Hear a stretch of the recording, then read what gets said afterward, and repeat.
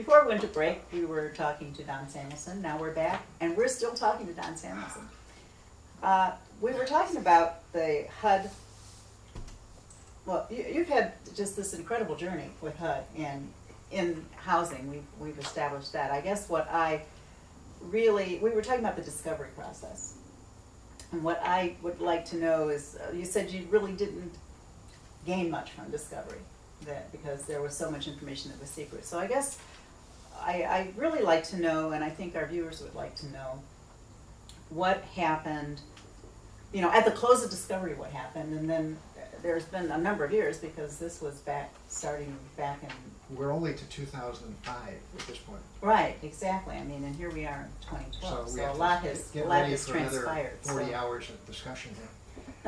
Well, there's one last part of the discovery process that there was talking about.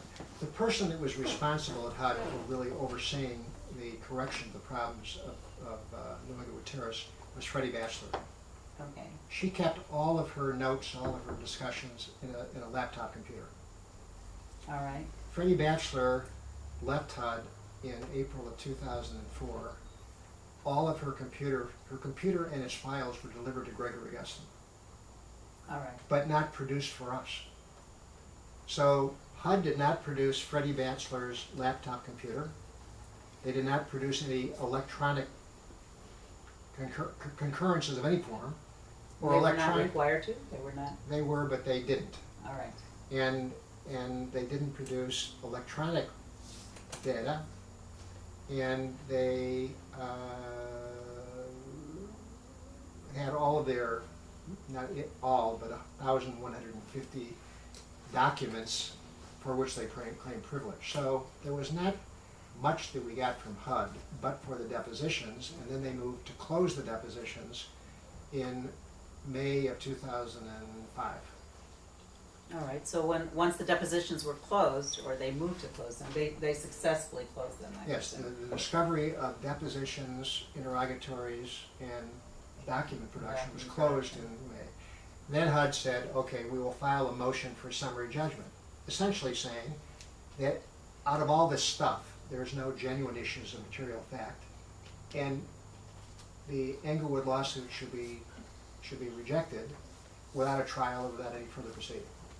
Oh, I'm sure that went over well. Well, it didn't go over well with me, but it took 6 months for it not to go over well, or actually, 6 months from May of 2005 until December, and in the interim, we were ready to have a hearing on this summary judgment motion on July 26, 2005, and on early July, we learned that Judge Horn had replaced Judge Wolski, and what was to be a hearing turned out to be a meet and greet between Judge Wolski and ourselves, Judge Horn and ourselves.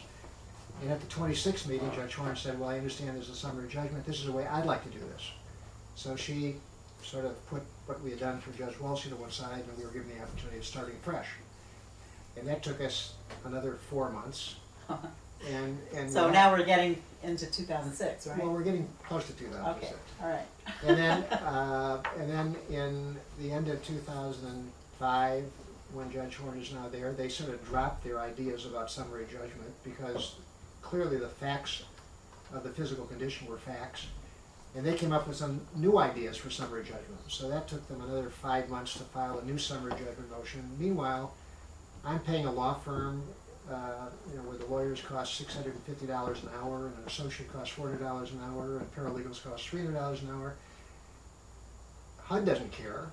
I'm just a little guy at that point. I sort of, by then it wiped out much of my retirement savings for my wife and myself by spending what was at that point $800,000 in legal fees. And you're still married. Yes. She believes in it. She's a saint. She believes she it is for the moment. Oh my! So where are we now?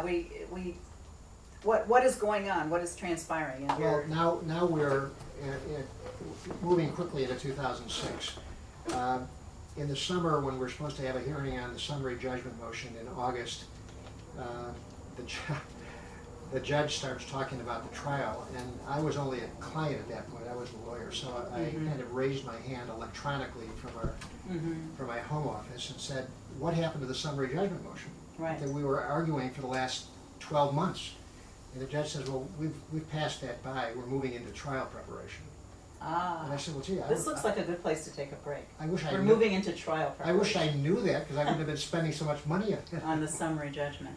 Okay, and that's where we got to, and at this point, we're getting to the trial preparation, the trial, and other things. All right, so when we come back, let's talk just kind of summatively about the trial. Summatively? Yes, I want to kind of summarize Okay. the process Okay. without taking a lot of time on it, because I think what will be of most interest is actually, like, what you feel were key points in the trial Yes. and where it led.